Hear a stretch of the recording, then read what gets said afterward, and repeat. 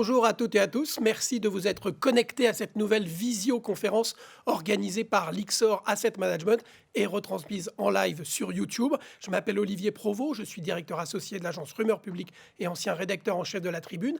Et cette conférence va nous permettre de faire le point sur les résultats du rapport Active-Passive Navigator et donc sur les performances des fonds domiciliés en Europe au cours de l'année 2020. Pour le faire avec nous, nous avons le plaisir d'avoir Vincent Denoiseux, responsable recherche et solutions ETF de Lyxor Asset Management. Bonjour Vincent. Bonjour Olivier, bonjour à tous. Et nous avons avec nous son partenaire Jean-Baptiste Berton, stratégiste senior recherche cross asset de Lyxor Asset Management. Jean-Baptiste, bonjour. Bonjour. Alors, on va parler de beaucoup de choses. On va parler des différentes classes d'actifs, évidemment, equity, obligataire avec le fixed income. On parlera évidemment du segment phare de cette année 2020, l'ESG. Évidemment, en lien avec tout ça, la situation sur les marchés qui ont été impactés par cette pandémie. Et donc, avant de rentrer dans le détail des différentes classes d'actifs, Vincent, je voulais qu'on fasse un petit tour d'horizon, un petit résumé de cette année 2020. Comment l'analyser? Merci beaucoup Olivier. Oui, 2020 a été en effet une année plus que mouvementée à tout point de vue. Comme vous pouvez le constater, c'est une fois de plus dans un environnement de confinement que nous réalisons cette conférence de presse. S'agissant des marchés, les circonstances ont également été uniques, comme vous le savez, et nous allons ensemble analyser l'impact que les soubresauts ont pu avoir sur les performances des gérants actifs. Alors, s'agissant du déroulement de cette présentation, je vais commencer par une rapide revue de la méthodologie qu'on a employée pour faire ces calculs. Je présenterai ensuite les performances des gérants actions. Jean-Baptiste prendra la main pour évoquer les performances des fonds obligataires. Je ferai ensuite quelques zooms sur les différentes thématiques, exactement comme tu en parlais tout à l'heure, Olivier, sur les performances à long terme et celles des fonds ESG. Et enfin, Jean-Baptiste clôturera cette présentation avec nos perspectives pour 2021, que ce soit en termes de marché ou de conditions de succès pour la gestion active. Mais avant de rentrer dans le vif du sujet, je vais commencer par introduire cette recherche qui a démarré chez Lyxor ETF il y a près de 8 ans. La comparaison des performances des gestions actives et passives, c'est au cœur du métier de la gestion d'actifs. Et c'est le sujet de débats souvent intenses entre les différents acteurs de la gestion. C'est la raison pour laquelle la communauté des investisseurs et la recherche académique ont beaucoup publié sur ce thème. De manière générale, on a deux questionnements principaux. Le premier, c'est une démarche d'investisseurs à court et moyen terme, qui cherche à comprendre le positionnement récent des gérants et l'impact de ce positionnement sur les performances. On va étudier cette partie-là dans la première partie. Le deuxième questionnement peut sembler plus académique et correspond à une démarche d'investisseurs de long terme qui souhaite déterminer l'allocation idéale de son portefeuille pour les 5 à 10 prochaines années. Ça peut sembler assez théorique, mais en réalité, c'est la question que se posent de nombreux investisseurs. Ce qu'on va faire ce matin, c'est tout simplement couvrir ces deux questions et de fait aider nos clients à construire leur propre point de vue sur ce positionnement entre actifs et passifs. En termes de méthodologie, globalement, c'est assez simple en réalité. Ce qu'on a voulu, c'est finalement parcourir l'ensemble des classes d'actifs, que ce soit de manière générale ou de manière plus granulaire. On a voulu, pour chaque classe d'actifs, déterminer un indicateur de référence qu'on appelle le benchmark, et on va lui soustraire les frais de gestion moyens des ETF, de manière à ne pas comparer les choux avec les carottes. On veut avoir une analyse qui soit équilibrée et raisonnable entre les gestions actives et les gestions passives. Et enfin, si vous êtes intéressé, vous pouvez suivre les performances de manière trimestrielle puisqu'on publie régulièrement ce rapport. Alors, essayons de résumer 2020 avec un prisme d'analyse des performances. Tout d'abord, quel que soit l'indicateur de marché que vous prenez, que ce soit action monde, action européenne ou obligations à haut rendement, vous obtiendrez une image assez similaire s'agissant des performances de ces classes d'actifs. Tout d'abord, une très forte baisse qui a dépassé 35% pour certains indices. On a eu la baisse la plus rapide de 20% de l'histoire du S&P 500. Et enfin, une hausse extrêmement brutale et durable qui s'est prolongée jusqu'au mois de janvier, avec des soubresauts en fin d'année. Cette hausse a été qualifiée de most hated rally, car le consensus de marché n'a pas toujours été convaincu de la durabilité de cette reprise. Donc, qu'allons-nous voir en termes de résultats ? Un des phénomènes majeurs que les investisseurs ont observé a été la dispersion, notamment entre les secteurs. Cette dispersion, qu'on peut plus simplement appeler la différenciation entre les performances, a été utilisée à très bon escient par les gérants actifs. Et donc, on a des performances tout à fait satisfaisantes de la gestion active, notamment la gestion active large cap européenne, on va le voir. Les gérants small cap ont brillé, tout simplement, en 2020. Et enfin, voilà, petite note plus négative au tableau, les gestions américaines et actions mondiales, qui sont des très grosses classes d'actifs en termes de nombre de fonds et d'actifs, voilà, ont plutôt sous-performé. Mais donc, rentrons dans le vif du sujet en termes de performance. Alors, au-delà de la performance des marchés, de la performance visible des marchés, lorsqu'on souhaite analyser plus en détail leur évolution, on regarde en général toute une série d'indicateurs dont on a essayé de rassembler ici les plus utiles dans ce tableau de bord. En haut, on a les flux dans les fonds et les ETF actions, et si vous suivez notre recherche, voilà, on est assez présent sur cette thématique-là. Si vous regardez la forte barre négative en rose clair à droite du graphique, en haut, elle correspond à mars 2020. On peut tout à fait typiquement la comparer avec celle de 2008. On voit qu'il y a eu des sorties, donc des fonds ouverts, donc c'est le rose clair. Néanmoins, ces sorties ont été moins élevées que ce qu'on a observé en 2008. Donc finalement, un contexte difficile, mais pas cataclysmique sur les marchés actions. Et par contre, en contre-pied de cette sortie des fonds, le pic en rose foncé à droite correspond au record historique des collectes des ETF. Donc c'est le graphe rose foncé. Et comme vous pouvez le voir, la crise n'a en aucun cas atténué l'engouement pour les ETF. Alors en bas, plusieurs paramètres techniques, de gauche à droite, la volatilité dite implicite, c'est essentiellement un thermomètre du stress des marchés. Vous pouvez voir cette courbe en cloche qui indique le niveau de stress des marchés en février et en mars, ainsi suivi de l'accalmie qui a suivi ce stress. Au milieu, les volumes qui ont globalement suivi la même trajectoire. Et en droite, la liquidité, c'est probablement le paramètre le plus technique dans ce graphique-là. On a en fait la fourchette bid-offer des actions du S&P 500 et vous pouvez voir encore une fois cette même courbe en cloche. Donc pour résumer, un niveau de stress très élevé en février et en mars, suivi d'une accalmie remarquable. Et ce changement brusque dans le rythme a de fait été très complexe à gérer pour les gérants. Mais voyons ce qui s'est passé dans leur performance. Alors, si vous êtes un gérant de portefeuille, vous avez souvent un indice de référence qu'on appelle le benchmark. Et votre objectif, c'est de fait de battre cet indicateur de référence. Pour ce faire, vous allez identifier des opportunités, par exemple des actions que vous valorisez en deçà de leur prix de marché, et en tirer parti. Partant de ce principe simple, il faut en fait deux ingrédients. Il faut des opportunités. Sans opportunité, pas d'alpha. Et donc, vous faites plus ou moins la performance du benchmark, moins les frais de gestion. Et il faut du talent. Et sans talent, vous allez prendre des opportunités à l'envers ou avec retard. Donc, pour résumer, la surperformance, c'est assez simple. C'est opportunité fois le talent. Et une chose est certaine, quand on regarde 2020, c'est qu'en matière d'opportunité, les gérants d'actions étaient très, très bien servis. Donc, ce qu'on a mis à gauche de ce slide, c'est le fait que c'est la dispersion. La dispersion, ça veut dire quoi? C'est les différences de performance. Et on a eu des différences de performance entre les pays. Et donc là, on l'a vu pendant la crise du Covid. La crise s'est en fait déployée d'est en ouest. Et les protocoles sanitaires, leur intensité, leur suivi, ainsi que leur impact en termes de crise, puis de reprise économique, ont été drastiquement différents. Ça crée de la dispersion. Ça crée des opportunités d'achat ou de vente pour les géants actifs. Entre les secteurs de la technologie permettant entre autres le télétravail ou par exemple les conférences de presse à domicile, les secteurs de la santé, avec les enjeux que nous connaissons tous. Et cette dispersion, pour tout simplement la résumer, donc on a des indicateurs techniques, on aime bien les chiffres, et donc en fait on a fait l'écart type des différences de performance entre les secteurs, les pays et les styles de gestion, et on peut voir tout simplement que cette dispersion était très élevée. Donc, on a donc un ingrédient très positif pour les géants actifs, et le graphe de droite, en fait, représente les conséquences de cette dispersion. Donc, comment on a représenté les choses? On essaie d'être un peu graphique. En rose, vous avez les performances des gestions. Du rose clair en bas jusqu'au rose foncé en haut. Ça, ce sont les performances sur l'année 2020, des performances hebdomadaires qui ont été cumulées. Donc, c'est la courbe de performance des fonds. Et en bleu, vous avez le benchmark.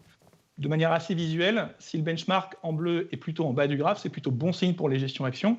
On a en fait 66% des gérants qui ont battu le benchmark. Le MSCI, ici, on appelle ça le MSCI Europe, donc qui est l'indice de référence. Donc c'est un résultat qui est tout à fait remarquable dans un contexte extrêmement chahuté.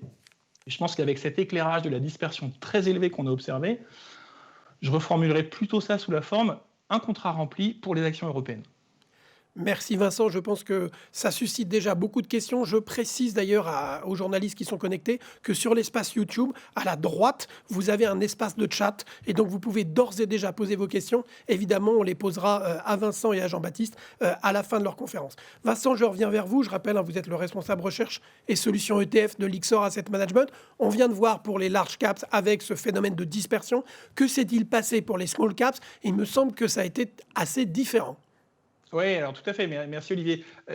Le point, c'est que quelle est la différence fondamentale entre les actions de petite capitalisation et les actions de grande capitalisation? Le point, en fait, c'est que ce qu'on appelle les small caps par rapport aux large caps, c'est un univers qui est moins liquide, qui est souvent moins regardé par les analystes. Et en fait, d'un point de vue technique, on dit qu'il est moins arbitré. Il y a finalement moins d'intervenants. Et donc, il y a probablement des opportunités qui sont plus larges, il y a plus de dispersion. Il y a encore plus de dispersion que sur les large caps. Donc, on a vu le contexte porteur dans le domaine des large caps. Bon, ce qui est très clair, c'est que les gérants en small cap ont bénéficié du même contexte porteur que je viens de présenter, mais avec un impact qui a été magnifié en comparaison avec les large caps. Donc, sur ce graphe, on a représenté les small caps américaines avec le même format. Donc le benchmark, donc c'est le MSCI USA Small Cap en bleu, et vous avez donc cette performance absolument remarquable des small cap américaines. Pour rappel, les actions américaines, c'est une classe d'actifs où il y a beaucoup d'intervenants, il y a beaucoup de high frequency trading, etc. Donc c'est plus compliqué de faire de l'alpha.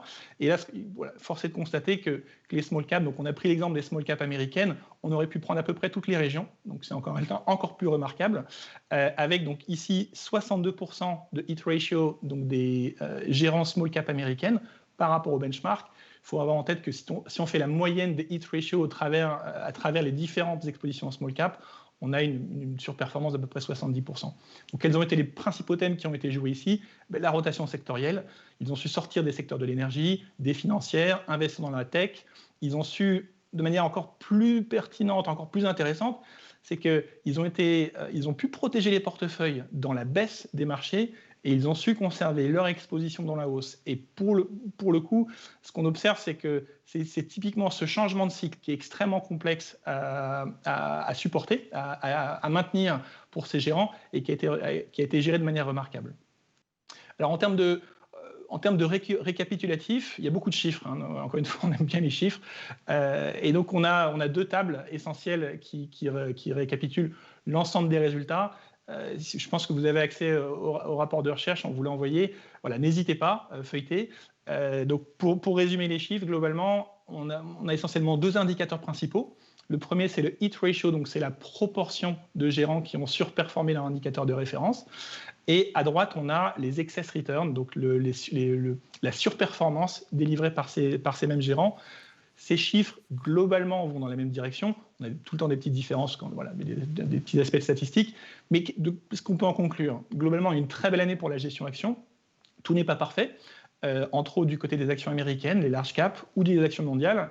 Mais dans l'ensemble, les gérants ont su trouver des opportunités dans un contexte extrêmement complexe. Donc, mission accomplie pour les gestions actions de manière générale. Merci Vincent pour ce tour très complet sur effectivement la classe de l'equity. Je vais me tourner vers vous, Jean-Baptiste Berton. Je rappelle que vous êtes stratégiste senior recherche cross-asset de Lyxor Asset Management. Après l'equity, la logique, c'est de se tourner vers l'obligataire, ce qu'on appelle le fixed income. Alors Jean-Baptiste, comment ça s'est passé en 2020 sur ce segment du fixed income? Rebonjour à tous déjà. Typiquement, ça a été une année assez compliquée pour la plupart des gérants fixed income. Après la reprise de début d'année, on s'en souvient, une petite reprise, les taux se sont effondrés en février avec une crise de liquidité majeure dans le crédit. Ça a été un bain de sang pour les fonds souverains par rapport à leurs indices, alors que les gérants high yield, en revanche, sont plutôt moins exposés, ont bien tenu. Ce qu'on voit, c'est que sur la deuxième partie de l'année, le classement s'est plus ou moins retourné dans la phase de rallye. Et en particulier, les fonds émergents sont vraiment sortis du lot de manière assez spectaculaire.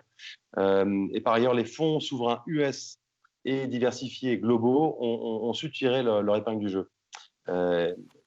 Et en revanche, ce sont vraiment les fonds high yield qui ont déçu sur le deuxième trimestre. Et je vous propose une focale sur ce qui s'est passé sur cette période.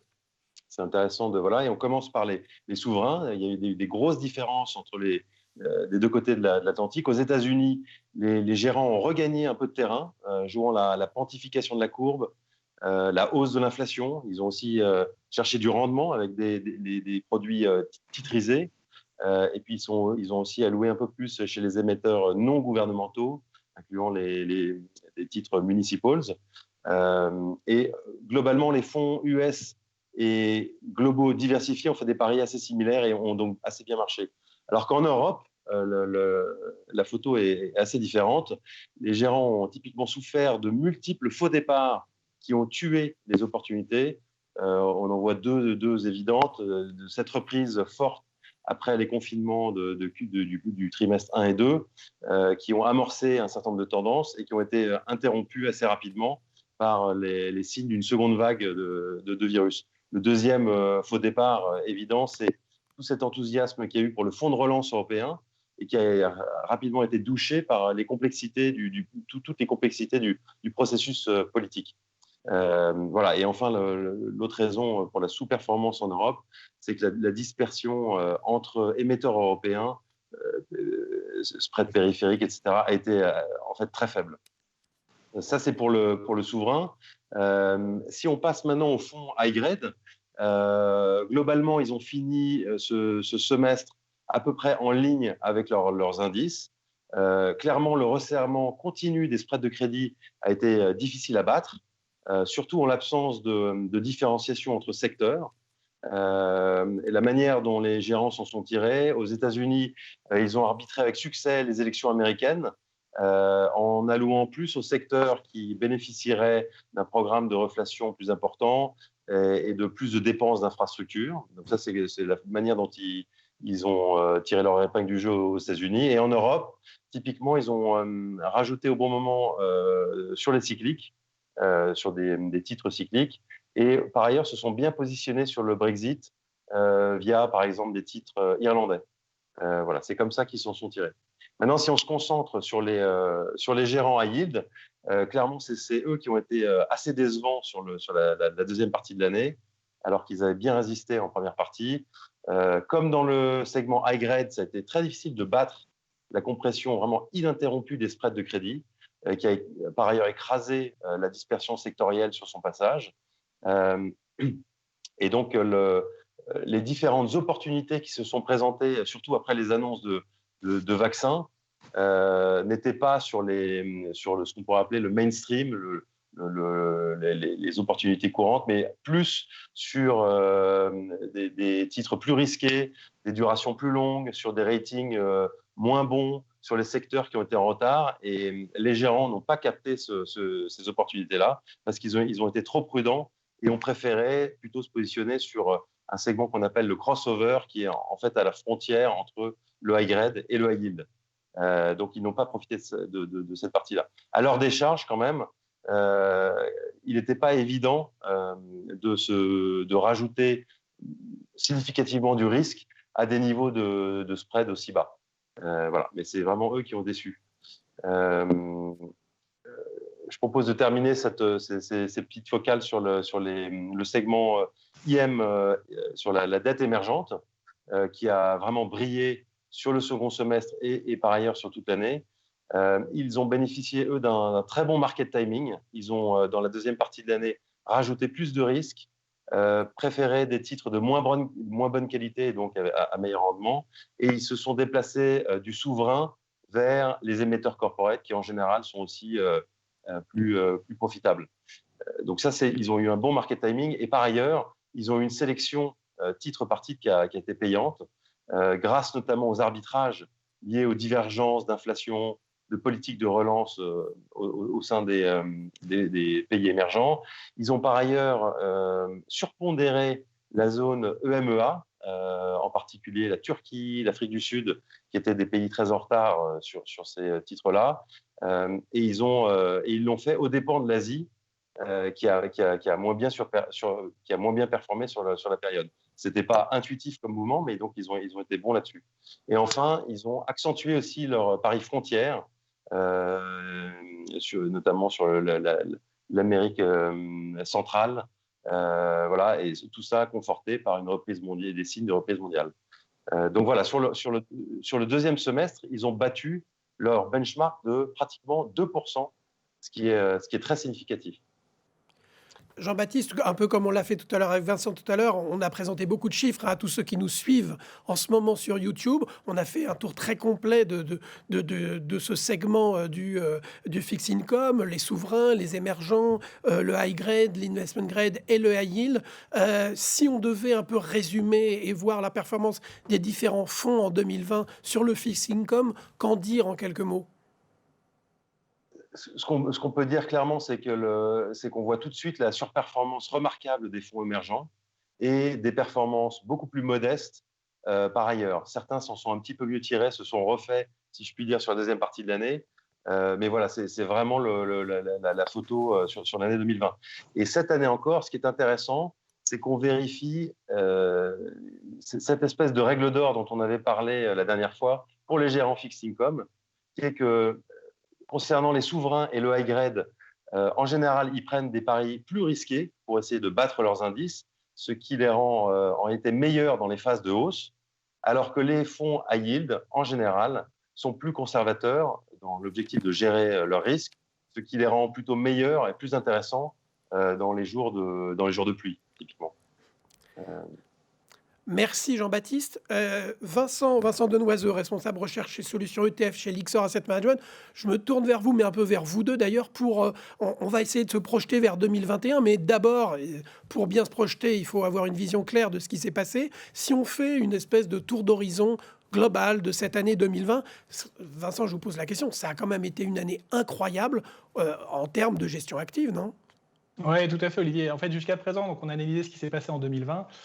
Au-delà des chiffres précis, il me semble intéressant de les mettre en perspective et de les comparer avec le passé. En d'autres thèmes, en fait, ce qu'on va essayer de faire, c'est plutôt de comparer la gestion active avec le benchmark, c'est ce qu'on a fait pour l'instant. On va plutôt essayer de la jauger, la gestion active, avec sa propre performance dans le passé, en fait, pour arriver à essayer de la quantifier de manière un peu plus fièrement, presque plus qualitative. Est-ce que la gestion active a été meilleure ou pas dans des conditions aussi extrêmes? Et donc, comment on fait ça? En fait, on peut analyser la surperformance des gestions année après année. On va la comparer en fait chaque année avec la performance du benchmark de l'année. Donc en fait, on observe la même chose plusieurs fois de suite, entre guillemets, année après année. Donc ce qu'on a représenté ici, on a rassemblé en fait tous les chiffres, donc l'ensemble de tous les fonds qui ont existé depuis 10 ans, avec leur performance année après année par rapport à l'indice de référence.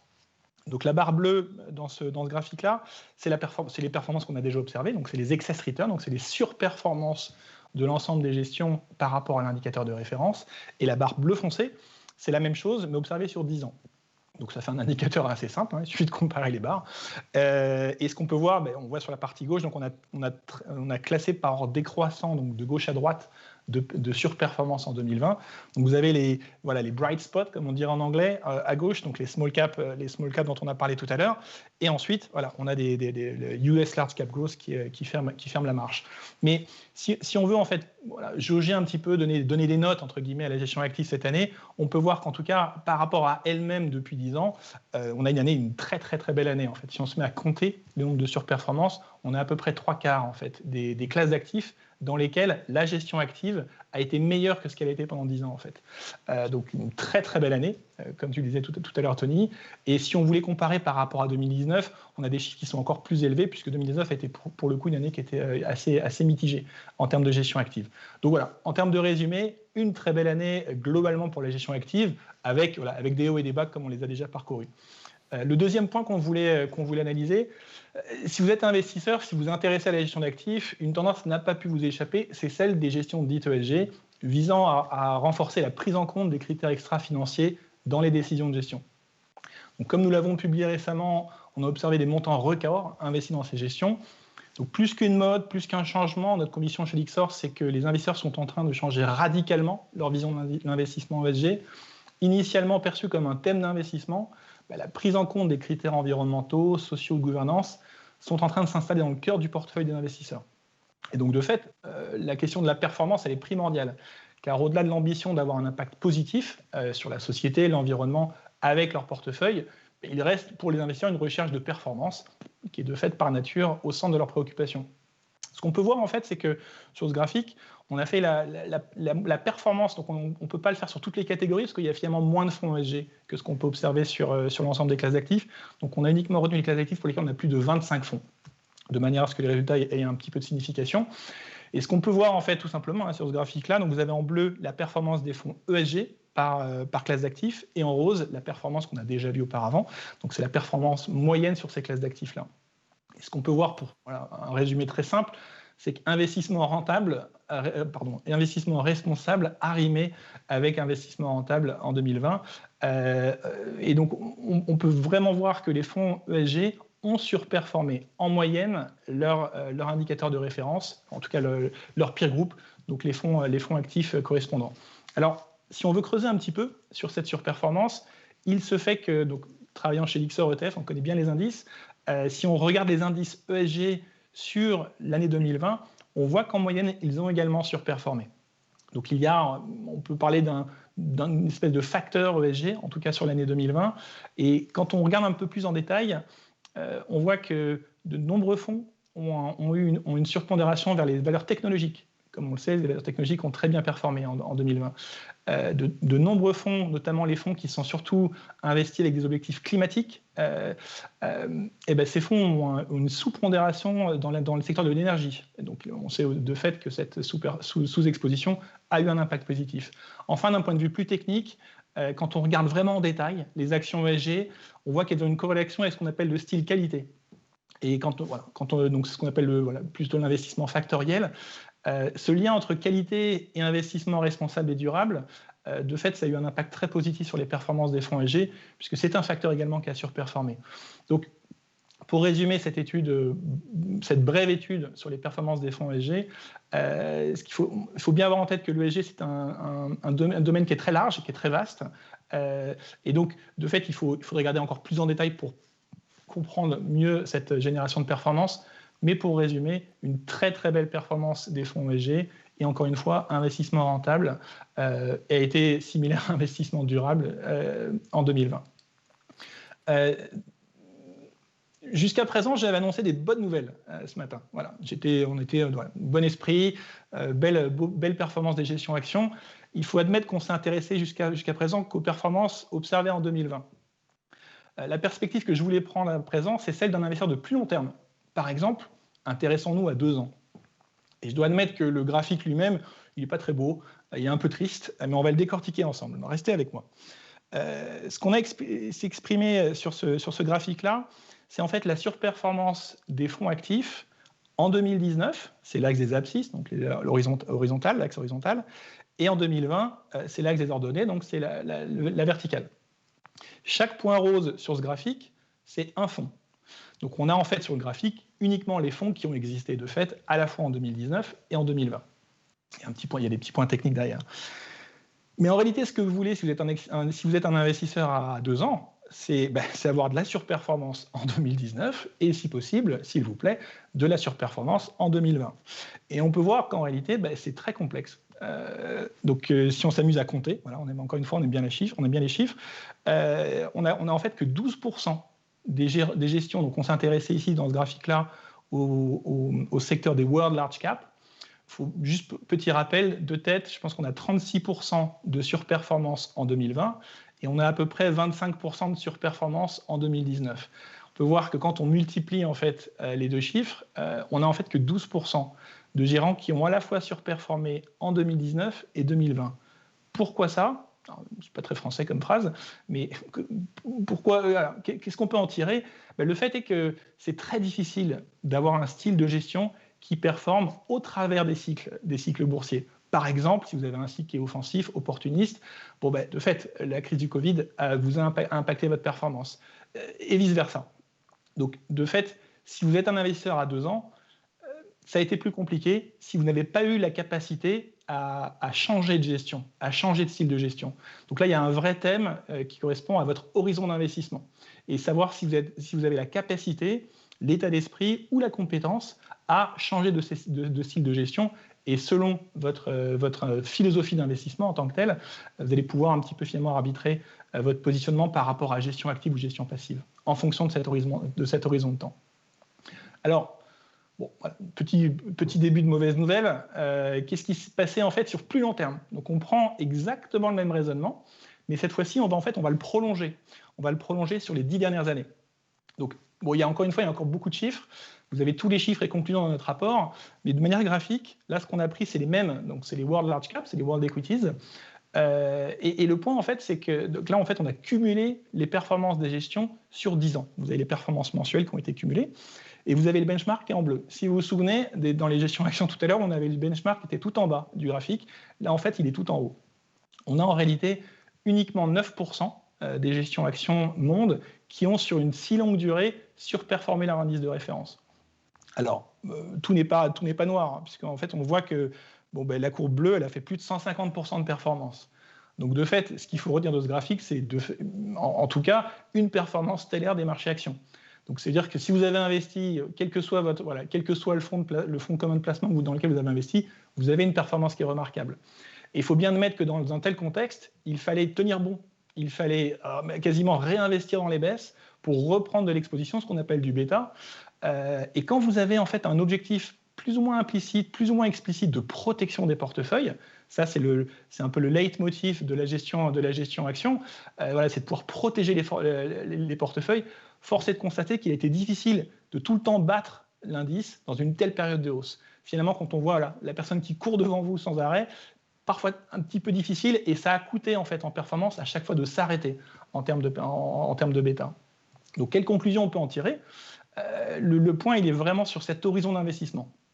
Investissement à long terme, encore une fois, là, il y a marqué Elixor ETF sur le logo, donc je ne vais pas me cacher à mon petit doigt. Les ETF restent des outils de choix par leur simplicité et leur bas coût.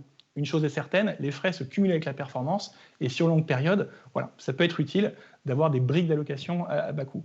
Mais de la même manière, si vous avez un horizon d'investissement qui est plus court et que vous avez cette agilité en termes de gestion active, vous pourrez, pour le coup, profiter des surperformances des gestions actives quand le style est adéquat et sortir et faire tourner votre portefeuille au fur et à mesure. C'est un débat qu'on a souvent avec Jean-Baptiste, mais je pense que le point central, en réalité, c'est votre horizon d'investissement.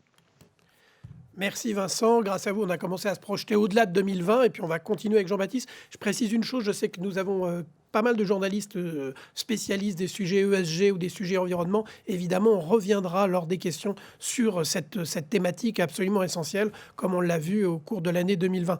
Jean-Baptiste, du coup, projetons-nous ensemble. Évidemment, on a la même question sur les lèvres. Qu'est-ce qui va se passer en 2021 ? Je ne vous demande pas de vous transformer en Madame Irma ou de sortir votre boule de cristal, mais quelles sont vos prévisions pour les mois qui viennent ? Pour répondre en quelques mots à cette question, avant de rentrer un peu plus dans le détail, pour nous, en fait, quoi que la situation macro, on le pense, va se normaliser sur l'année, on s'attend à ce que les conditions de trading restent très atypiques et exigent une plus forte sélectivité dans les combinaisons actifs-passifs. Qu'avant d'aller plus loin là-dessus, dans le détail, on pense, nous, être en sortie de récession. La reprise va s'accélérer au rythme des vaccinations. Les relances et la liquidité mondiale va rester énorme et une partie de l'épargne va progressivement être remise en jeu sur 2021. Et par ailleurs, avec le Brexit et les tactiques commerciales assez agressives de Trump qui sont maintenant derrière nous, le risque politique, à notre avis, se concentre surtout sur le fiscal. Les incertitudes fiscales, comment on va se faire la redistribution, etc. Et pour l'instant, de manière importante, les distorsions qui sont liées aux relances sans précédent qui ont été menées et par ailleurs aux menaces qui viennent de l'explosion des inégalités entre blocs, entre pays, entre classes socio-professionnelles, vraiment de toute nature, tous ces risques-là ne vont pas se voir immédiatement.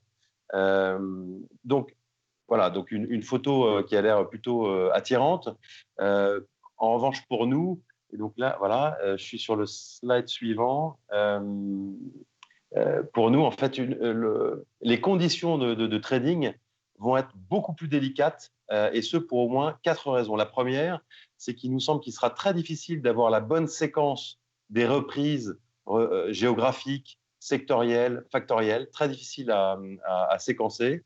Deuxième raison, les gérants vont devoir naviguer avec des actifs chers et très consensuels, créant régulièrement des bulles. La liquidité gigantesque exigera, à notre avis, un suivi tactique intense, à la hausse comme à la baisse.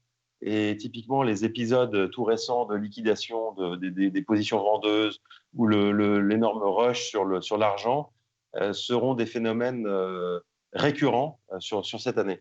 Et le graphique sur ce slide reflète, me semble intéressant, il reflète l'état du sentiment et du positionnement sur les grandes classes d'actifs actions. On ne les a pas toutes mises pour que ça reste lisible, mais donc on voit comment évolue au fur et à mesure des semaines le sentiment relativement au positionnement des investisseurs. Et typiquement, on voit que la plupart sont maintenant dans le cadran un peu plus dangereux en bas à gauche, à savoir un sentiment très optimiste et un positionnement un peu tiré. Voilà, c'est ce genre d'aspect qui va devoir être très suivi. Il y a une troisième raison pour laquelle les conditions vont être complexes pour les gérants, c'est qu'ils auront énormément de mal à protéger leur portefeuille vu le niveau des taux. Une majorité, à notre avis, optera pour une allocation plutôt diversifiée. Et ça va rendre beaucoup plus difficile la possibilité de se distancier par rapport aux indices. Voilà, il y a une dernière raison qui est presque évidente, c'est qu'il reste des risques qui sont anormalement élevés dans cette période et qui pourraient très facilement renverser toute la table, tous les scénarios. On peut imaginer sans problème un variant de virus beaucoup plus agressif ou résistant au vaccin. On peut aussi imaginer une poussée inflationniste beaucoup plus importante. Enfin, voilà, donc des risques très présents. Et dans ces conditions, on ne s'attend pas à un retour à la normale immédiatement. Si on essaye de voir ce qui va être bon et moins bon pour la gestion active, le côté positif, typiquement, on pense que la dispersion entre actifs, qui est un facteur important pour l'alpha, devrait refléter des programmes de vaccination très hétérogènes et aussi des choix politiques par pays également hétérogènes. Donc ça devrait être favorable à ça. On s'attend aussi à un univers de thèmes d'investissement nettement plus large que l'année dernière, à mesure que toutes les thématiques liées à la pandémie commencent à s'effacer. Donc l'année dernière, c'était vraiment les problématiques de confinement, de banque centrale mettant beaucoup de liquidités. Voilà, donc tous les marchés étaient un peu coincés sur ces deux, trois gros catalyseurs. On pense que ce sera plus diversifié cette année. Troisième facteur positif pour la gestion active, c'est que la normalisation des économies devrait aussi pousser les investisseurs à être beaucoup plus regardants sur les fondamentaux micro des sociétés, des émetteurs. Et ça devrait donc mener à une différenciation plus grande. Maintenant, il y a des contraintes qui vont être sérieuses, à notre avis. La première, c'est que les dynamiques de flux et la liquidité devraient s'accompagner par des fortes distorsions de valorisation, ce qui est vraiment un défi pour les approches fondamentales. Par ailleurs, le market timing devrait être très complexe, vu de ce dont on a parlé, les effets de bulle à attendre. À noter, cela étant, que ça ouvrira aussi des opportunités intéressantes de rachat après correction. Voilà, ce n'est pas que négatif. Et le dernier aspect qui est pas très favorable, c'est que les gérants auront à choisir entre diversification, mais un alpha moindre, ou des paris plus risqués, plus marqués, mais plus risqués. Voilà un petit peu les éléments clés. Et dans la pratique, si on prend le slide suivant, dans la pratique, ça exigera, à notre avis, beaucoup plus de sélectivité dans les combinaisons actifs versus passifs. Et voilà un petit peu comment nous, on se positionnerait sur l'un et sur l'autre sur l'année qui vient. Côté actif, typiquement, nous, on se concentrerait sur les segments qui offrent un potentiel d'alpha structurel lié à une couverture moindre, une inefficience de marché. Typiquement, ça inclut les petites capitalisations, les marchés émergents, dans une certaine mesure le Japon. Voilà. Typiquement, ce sont des actifs qui nous semblent intéressants à jouer de manière active, parce que moins couverts, moins efficients.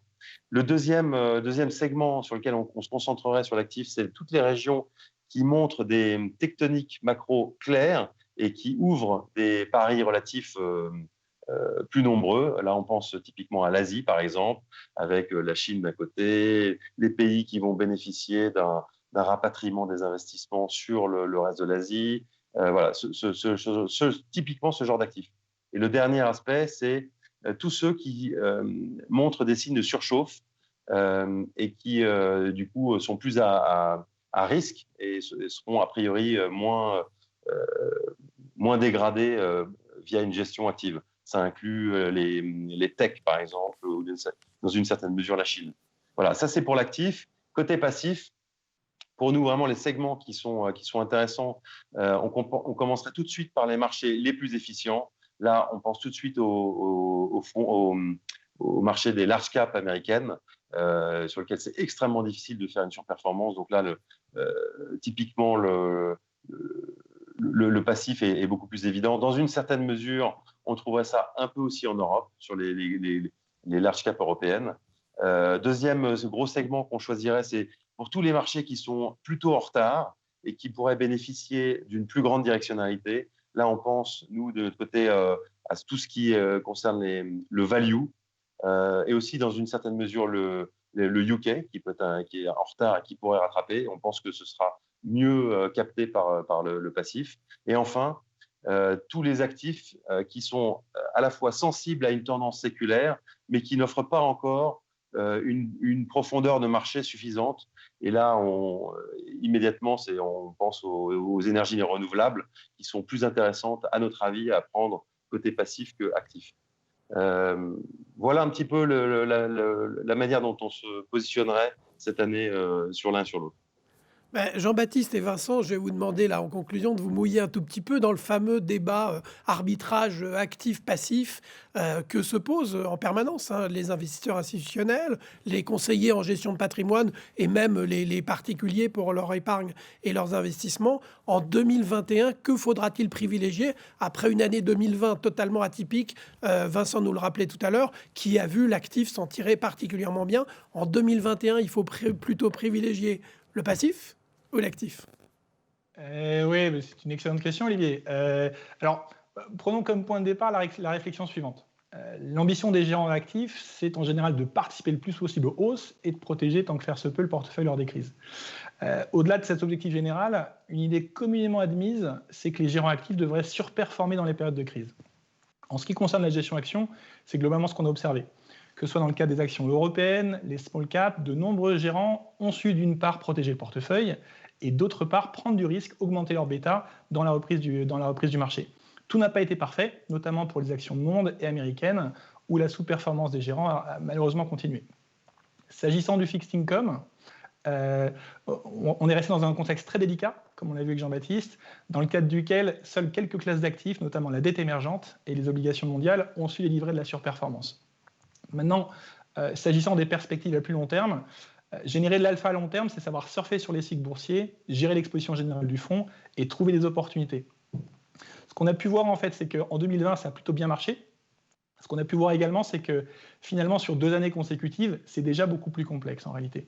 Donc, cumulé sur plusieurs années, la génération d'alpha, elle peut ainsi s'avérer assez difficile.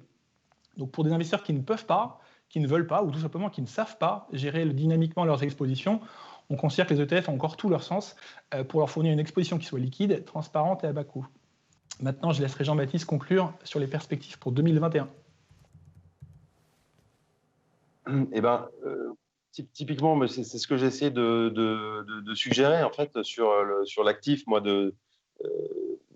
mon avis, c'est que il faut être plus sélectif et donc préférer les segments qui sont un peu moins bien arbitrés. Donc, ce que je choisirais de mon côté personnellement, c'est donc je resterai sur la partie small cap, émergente, Japon, Asie pour l'actif, éventuellement aussi la Chine et un certain nombre de secteurs. Et côté passif, sur la partie très large cap, probablement je choisirais le passif. Et je me mettrais aussi en passif sur tous les segments qui sont en retard, donc valeurs, UK, des choses comme ça. Et mais je choisirais le passif. Par ailleurs, sur les tendances séculaires qui permettent d'apporter aussi une diversification intéressante. Donc, la digitalisation de l'économie, les énergies renouvelables, la cybersécurité, des choses comme ça. Ça me semble plus intéressant côté passif. Bon, merci en tout cas à vous deux de vous être engagés suite à ma question un petit peu un petit peu piquantes. On va commencer avec les questions. Encore une fois, je rappelle que dans l'espace chat sur votre chaîne YouTube, vous avez un espace à votre droite dans lequel vous pouvez poser toutes vos questions. N'hésitez pas. Une première question, j'avais promis qu'on reviendrait sur la thématique de l'ESG. Elle est plutôt pour vous, Vincent. Donc, quand on regarde l'année 2020 et ce rallye sur l'equity, quelle a été la part de l'ESG dans ce rallye equity? Alors, quantifier la part de l'ESG, il faut bien avoir en tête que, comme je l'ai mentionné tout à l'heure, l'ESG, c'est une thématique qui est très vaste, qui recouvre parfois les impacts, les green bonds, l'investissement socialement responsable, le SRI, des choses comme ça. Donc, il y a beaucoup de choses très différentes. Donc, savoir faire la part des choses exactement et quantifier les surpondérations et les surperformances de l'ESG par rapport au reste, c'est un exercice qui est assez difficile. Néanmoins, ce qui est certain, c'est qu'on a pu observer une surperformance assez forte, assez marquée en moyenne dans l'ensemble des gestions. Et en même temps, on peut l'expliquer notamment par des biais sectoriels, l'attrait pour la technologie, comme on l'a vu tout à l'heure, la sous-pondération pour les fonds climatiques, la sous-pondération par rapport à l'énergie, notamment, et une association finalement assez structurante entre les actions dites à fort score ESG, donc à impact social élevé, et ce qu'on appelle le facteur qualité, donc les actions dites de qualité qui sont a priori des actions qui sont plus robustes et qui ont notamment bien performé en 2020. Merci Vincent. Vincent, Jean-Baptiste, nous avons une question de Michel Lemozoff du magazine Gestion de Fortune, si je ne me trompe pas, qui nous pose une question tout à fait intéressante. Existe-t-il des fonds diversifiés qui arbitrent dans un même portefeuille gestion active et gestion passive, ce qui éviterait aux investisseurs de faire eux-mêmes les pondérations? Alors je vais y répondre. C'est une très bonne question. De fait, on a abordé donc le Active Passive Navigator ne s'intéresse, enfin en tout cas ne présente les résultats que pour les gestions dites pures, donc les gestions actions et les gestions obligataires. Pourquoi? Parce que c'est plus facile. Parce qu'en réalité, le benchmark pour des gestions diversifiées, il est encore plus complexe à définir, puisque est-ce qu'il faut mettre 60 d'obligations, 40 d'actions, etc. C'est encore plus complexe. En l'occurrence, on les suit également. On suit leur flux et on suit également leurs performances. Et on publiera dans un avenir relativement proche leurs expositions. Il y a encore un petit peu de travail. Mais ce qui est certain, c'est que intrinsèquement, c'est le métier de nos clients. Donc nous, on leur parle aux multigérants. Ils font ce travail et ils font ce travail. Ces fonds sont accessibles et on leur parle tous les jours. Donc oui, la réponse est oui, de fait. Et c'est le métier de multigestion. Je reviens sur le thème de l'ESG et peut-être un peu pour vous deux, parce que vous le rappeliez, Vincent, l'ESG, ça n'est pas que de l'equity, il y a aussi du fixed income, notamment le TF Green Bond, par exemple. Est-ce qu'à votre avis, tous les deux, aujourd'hui l'ESG a le vent en poupe, et c'est plutôt une bonne chose pour l'avenir de la planète, mais est-ce qu'il n'y a pas la création en ce moment d'une bulle sur le segment ESG? Je vais essayer d'y répondre. Jean-Baptiste, n'hésite pas à compléter. La question de la bulle, de fait, vous connaissez le dicton, c'est qu'on ne peut définir l'existence d'une bulle que quand elle a explosé. Donc c'est toujours très, très, très difficile à qualifier et à quantifier et à savoir s'il se passe quelque chose ou pas. Ce qui est certain, c'est que le thème n'est pas d'actualité, il est central pour l'ensemble de nos investisseurs. Moi, je pense que c'est une bonne chose. Voilà, il faut être très clair. C'est une bonne chose, la progression des encours et en l'occurrence des performances des fonds ESG, notamment des fonds à impact climatique, qui est une espèce de sous-catégorie qui, à mon avis, est déterminante, puisque quand vous regardez quelles sont les urgences pour l'investissement, quelles sont les urgences in fine pour notre planète, moi j'ai une conviction qui est le fait que le climat commence à prendre la faveur des investisseurs en termes de où est-ce qu'ils veulent avoir de l'impact. Est-ce que c'est une bulle? En réalité, quand vous regardez comment les gérants construisent leur portefeuille, quand vous regardez comment ils choisissent leurs lignes, quels critères ils utilisent, quel scoring ils utilisent, je pense qu'on se retrouve un petit peu dans les mêmes débats qu'on avait en 2014-2015 sur le smart beta et l'investissement factoriel, qui est toujours de fait d'actualité, que les gérants utilisent quotidiennement. On avait cette crainte de bulle. Moi, je pense qu'il y a suffisamment de diversification, il y a suffisamment de titres, et en l'occurrence, l'ESG a de l'impact. L'ESG a de l'impact sur les entreprises, et donc de fait, toutes les entreprises sont mécaniquement poussées par ce facteur ESG car elles ont envie de participer à nos portefeuilles puisqu'elles ont besoin de financement. Donc en réalité, je ne pense pas qu'on puisse parler de bulle. Je pense qu'on peut parler d'impact et on peut parler d'entraînement des entreprises elles-mêmes. Entre autres, il n'y a pas que les investisseurs dans la vie, mais ce qui est certain, c'est que les investisseurs ont leur part à jouer et j'ai l'impression que les investisseurs finaux ont bien compris ce rôle. Et donc, non, je ne pense pas qu'il y ait de bulle. C'est quelque chose qu'on observe, qu'on surveille de fait, mais je pense qu'on est bien trop tôt pour parler de bulle. Peut-être pour ajouter un point là-dessus, typiquement, pour qualifier cette tendance de bulle, ce serait vrai en fait si les investissements verts restaient très peu rentables, comme ça a été au début, très dépendants du soutien des États. Ce qu'on voit maintenant, c'est que les projets commencent à devenir de plus en plus rentables et autonomes. Et je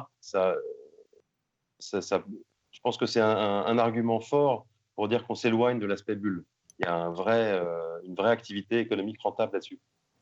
Alors, on se doutait bien que le sujet ESG allait susciter beaucoup d'intérêt. Nous avions une question de notre consoeur Aline Fauvarc du Revenu. Et Aline pose la question suivante. Est-ce que les gérants actifs ESG pourraient faire la différence aux États-Unis et dans quelles conditions ? Oui, alors c'est une question très bonne et à la fois assez large. Ce qui est certain, c'est que l'ESG, quand on regarde en tout cas en 2020, dans le passé, l'ESG a bien performé également sur les actions américaines. Mais faut être clair, hein, c'est que c'était le vrai sur les gestions actives, c'est vrai également si vous aviez un ETF ESG actions américaines, hein, juste pour clarifier là-dessus. Donc oui, je pense que ce qui est certain, c'est qu'on observe une transformation qui est extrêmement radicale du côté des investisseurs, et de fait, elle a un impact qui est absolument gigantesque sur les gestions elles-mêmes. Et on a, je pense que vous suivez la presse comme tout le monde, puisque vous l'écrivez. Ce qui est certain, c'est que les gestions sont en train de se transformer massivement et de se tourner vers l'ESG. Et voilà, je pense qu'on peut avoir une condition, c'est que ça peut avoir un impact positif sur les performances. Oui, tout à fait. Ce qui est intéressant là-dessus, chez Lyxor, il y a une grosse activité aussi sur la partie hedge fund. Et il y a un certain nombre de fonds qui s'appellent des fonds activistes et qui donc prennent des grosses positions dans des sociétés où ils jugent qu'un changement stratégique est souhaitable et souhaité. Et ce qu'on observe de plus en plus, c'est que la motivation de ces campagnes pour faire changer de stratégie dans les sociétés, de plus en plus, on voit des critères de ESG. Donc c'est intéressant, on voit vraiment une conversion, disons, des marchés financiers aussi là-dessus.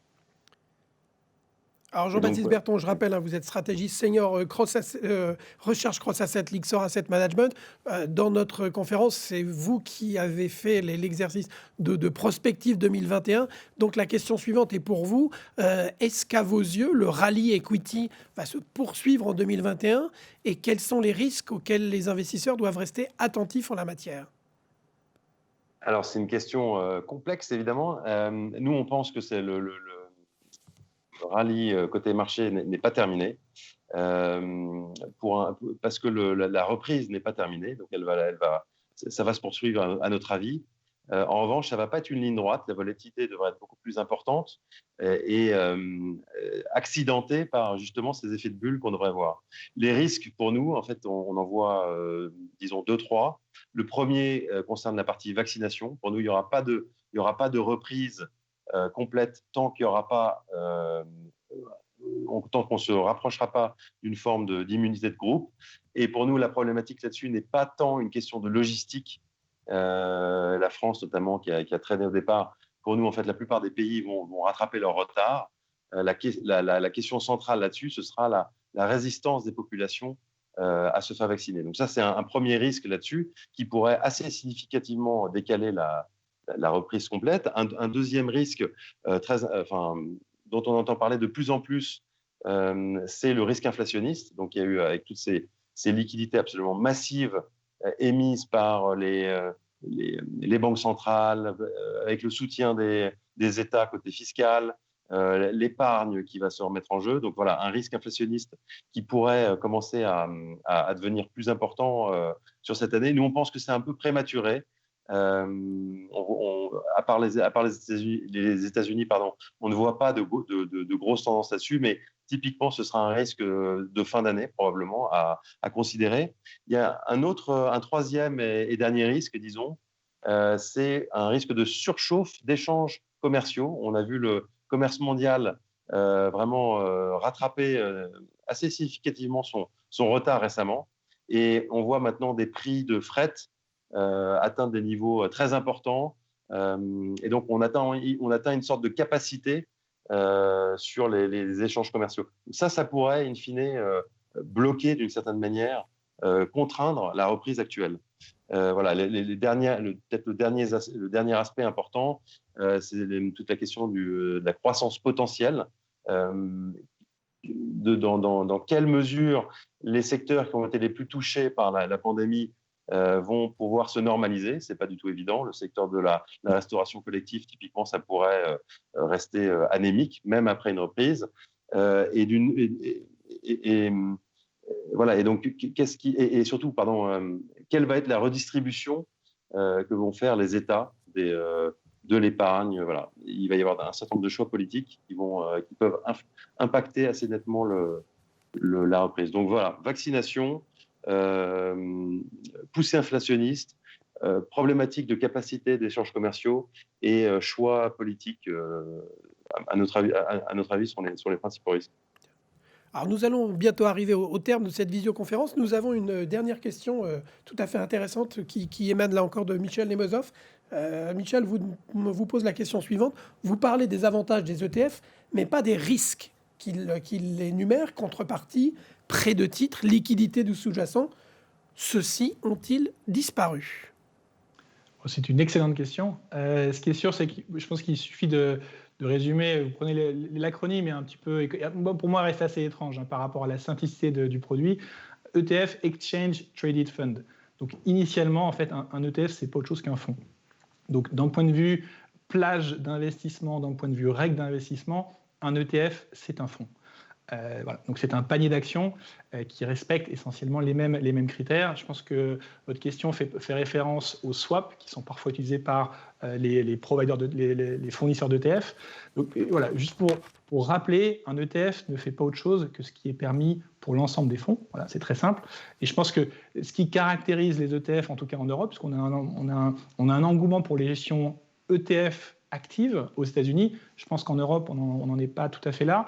Et donc, les ETF sont principalement passifs pour l'immense majorité, 99%, disons.